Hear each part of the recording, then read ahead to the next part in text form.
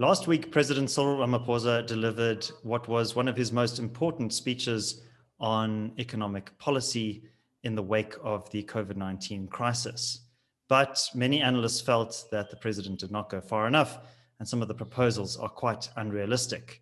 Joining me to discuss the details of the speech and also looking ahead to the medium-term budget policy statement is Dawie Roodt, who is the director and also chief economist at Efficient Group. So Dawie, welcome to the CRA channel. Can you give us your reading of the president's address last week? Yes, David, thank you. I think this was probably the worst kept secret in South Africa. There's nothing really new, and I didn't really expect that much new. One or two things that I think stood out for me, like, for example, the extension of the grants. I think that certainly was new, which is going to cost us more money. But I think the first thing that I'm always looking out for is the body language of the president. And the body language of the president was the president taking control. He sounded presidential. He sounded like somebody that's scolding his own cabinet and ministers and government, I guess, in a way. And he's making the point, and he made the point a couple of times, that he's not going to allow political interference in the working of certain of the state apparatus, which is a good thing, of course. We know, for instance, in South Africa that we have a government with a lot of infighting. There's a lot of uncertainty on who really is in charge. There's a lot of ideological uncertainty and everything that goes with that. And the result of all of that, of course, is that there's confusion as far as policy is concerned, and there still is, to a large extent, policy confusion in government. But I think the first thing that I noticed was a president trying to take control, and a president that is really serious in making sure that this time around he will make sure things will be implemented. Whether he's going to be successful, that of course is a completely different story. But he's certainly going to try. I think so. That was my first impression. How are we going to fund many of the proposals and projects that were laid out last week? Yeah, David, and I think that's the big story. That's a big question. As you know, I've spent quite a lot of time on analyzing the fiscal accounts. The Minister of Finance, as you know, asked for a postponement for the medium-term budget policy statement to the 28th. And my first impression when I heard about this was not a good one. So there must be a reason why the minister has decided to postpone that. I think there could be two reasons. The one is that he's trying to fit in this additional demands that the president is going to put on the budget. We could talk about that a little bit, but obviously there will be new money to be found somewhere. And you can simply look at the grants. The extension of the grants for an additional 3 months is probably going to add another 20 or 25 or maybe even 30 billion to the budget. And the problem with people, especially poor people, if you give them money or you give them something and you take it away, then that people is going to get angry. So I think that's a question where the money is going to come from, and they still seem to be adamant that they're going to spend money on South African Airways. So the mere fact that the minister decided to postpone this is something that I'm very, very concerned about. And of course, we know that the state revenue is under tremendous pressure. I've got a suspicion that the Minister of Finance is really having a very, very difficult time in balancing the books. Now, based on my estimates, I think the fiscal deficit this year is going to be very close to about 800 billion rand. We're talking really big numbers here. As a percentage of GDP, that's going to be in a region of approximately 17, maybe even more, 18% of GDP. We're going to see the fiscal debt levels to GDP rising to about 84% of GDP in the current financial year.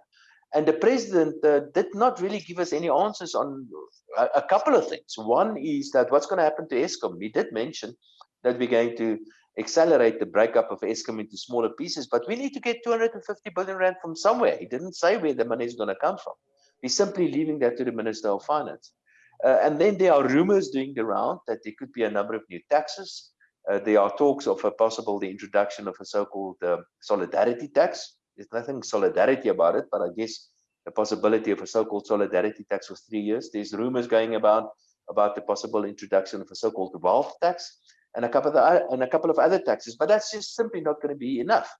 It also seems to me as if we can expect an amendment to Section 28 of the Pension Fund Act, making it easier for pension funds to invest in, for instance, infrastructural investment, doesn't necessarily force them, but that's a small step. The next step could well be that we're going to see a change to the legislation forcing pension funds to invest in certain infrastructural investments. Because if you look at the state finances is in such a bad state at the moment that there really isn't money available to spend on all the things, all the grand plans that the president announced. I've been analyzing the fiscal accounts, David, for literally many decades. I've been involved at the Reserve Bank in this analysis. I've been involved in many budgets myself. We have never been in such deep trouble. We are in very deep trouble. I just don't see where we're going to get this money from. Taxes will not be enough. Even prescribed assets will not be enough. And I think in the end, this whole thing is going to end in one place only, and that's with very high levels of inflation. So let's see what's going to happen to the Minister of Finance in the 28th. I can't see any good news. It can only be bad news. And let's see how things going to happen from there onwards. The only real solution to all of this is that we have to cut back on state spending, and quite dramatically. I'm not talking about keeping the wage bill constant. That's not cutting back on spending. You have to cut on state spending, and that means you have to spend less. And that's, of course, politically extremely difficult to do. And that's why I started off by saying that I'm quite happy with the vibe that the president, that I picked up from the president. He's trying to take a tough stance here, because that's what we need. We need to cut back on state spending. Whether he will be allowed to do that eventually, that of course is a completely different story. But we ran out of money. There's simply no more answer to this. I guess the IMF can come in, but the IMF, of course, will have certain requirements before they give us more money. And then from there, I just don't know. The only answer really is to cut back on state spending, and that's the politically difficult part to do. So, Dawie, if you were to be the one delivering the speech that Mr. Ramaphosa gave last week, how would you have presented things differently? What solutions would you have put forward? Well, David, I think that's part of the problem in South Africa. We've got many plans. We've had many plans, and the problem is, of course, implementation always. And we've got an implementation problem because of politics, mostly because of cadre deployment, and because of plain straightforward incompetence. But I think what we need to do is just stand back for a moment and say, listen, we've got the thing called the state. The president is basically the chief civil servant in South Africa. And what is the role of the state? And the role of the state is to provide, depending on your definitions, of course, but the role of the state is to provide certain services, maybe certain infrastructure. And the state shouldn't be involved in things like airlines and stuff like that. So if I was the president, my speech would have been probably not longer than 20 minutes. And I would have started where it really matters. I would have said that, listen, it's all good and well to have economic plans, but no economic plan will work if you don't have a functioning state. So I would have started with the local authorities, and I would have said, listen, we give the local authorities 1 year. If they're still financially and operationally dysfunctional, we're going to start firing people and going to replace people. Because the first things that matters is that the roads must work, that you can go to a local authority and there's actually somebody there that helps you with a working computer, and people that pay the bills. And electricity, that you can get electricity. So start with the local authorities. I guess that's the most important place to start. Just a functioning, properly working local authority. Forget about grand plans and just do the normal stuff. And the second thing is, of course, make sure that the state-owned enterprises either work or close them down. And really do that. Don't give that 2 or 3 years, and don't keep on throwing money at South African Airways. I cannot understand that.